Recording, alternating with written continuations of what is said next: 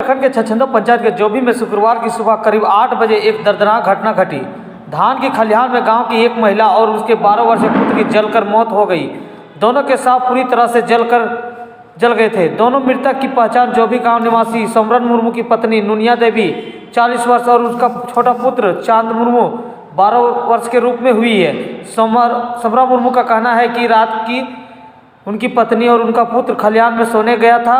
सुबह जब लोगों को चीख पुकार सुनी तो वह भागकर खलिहान पहुंचा जहां आग लगी हुई थी और उनके चपेट में आकर दोनों की मौत हो गई। बताया कि उनके 6 बच्चे हैं, जिनमें से सबसे छोटा चांद मुर्मू था।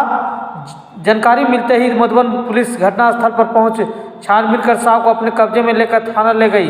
आवश्यक कागजी प्रक्रिया कर शव की पोस्टमार्टम के लिए गिरिडीह भेज दिया। आशंका जताई जा रही है कि खेत समीप खलिहान के बाहर ठंड से बचने के लिए आग ताप सोने चली होगी, जिसकी चिंगारी संभव रह गई हो और फिर वह पुआल में बड़े ढाक घर से पकड़ लिया और जिससे जलकर दोनों की मौत हो गई।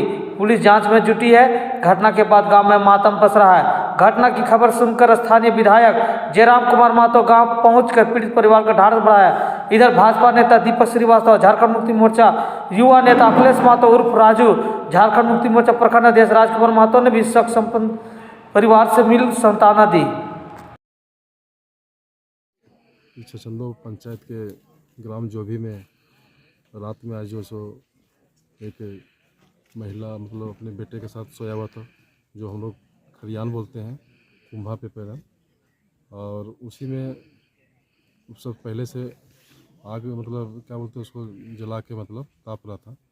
उसी में लोग फिर सो गया। सोने के बाद पता नहीं कैसे मतलब धीरे धीरे मतलब बिचाली में आग लगा और सोया हुआ था दोनों माँ बेटा, दोनों जल गया। और ये घटना बहुत दुखद है। हम लोग पूरा जेएमएम प्रखंड कमेटी और पूरे परिवार के साथ हम लोग रहेंगे पैदा इस दुख की घड़ी में। उनको सहन शक्ति का भगवान उनका ये करें, हम लोग साथ हैं पैदा।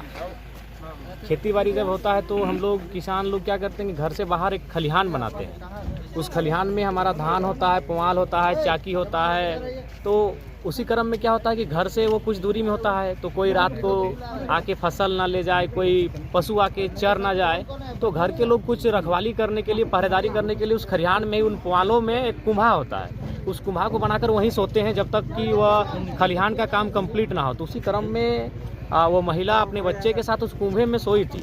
लेकिन चूंकि ठंड का दिन है, शायद बगल में आग जलाया गया होगा अपने आप को गर्म करने के लिए, और वो आग को बुझाने का कार्य भी किया होगा, लेकिन कुछ चिंगारी शेष रही होंगी और रात को हवा के समय कुछ चिंगारी छिटक कर उस कुम्भे तक आ जाती है और वो जल गया। ये बहुत दुखद और हृदय विदारक घटना है। इस घटना को लेकर पूरे क्षेत्र में शोक का माहौल है। हम भी बिल्कुल गमगीन हो गए यहाँ आके, लेकिन साथ ही साथ हम आम आवाम को भी संदेश देंगे कि आपको अपने जीवन की हिफाजत स्वयं करनी होगी।